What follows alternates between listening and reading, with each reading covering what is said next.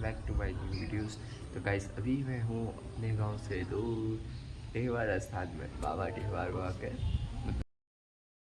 लेकिन एक सेकंड, पूजा करने आए हैं मम्मी और चाची, तो यहीं पे मैं भी आया हूँ।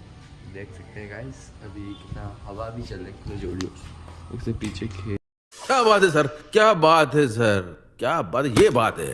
है। ये बाबा टेहवार का स्थान है। ये इधर भी है। यहाँ पे कीर्तन हुआ था, यहीं पे कीर्तन होता था गाइस। देख सकते हैं गाइस मेरे पीछे, मैं जहाँ पे भी खड़ा हूँ गाइस, इतना हवा चल रहा है। वैसे एक चीज़ और गाइस देख सको, उससे पहले भी खेत में ही चढ़ाया जाता था गाय भैंस को।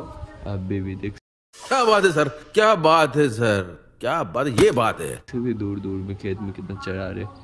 गाइस वीडियो अच्छा लगे तो लाइक करें और चैनल को सब्सक्राइब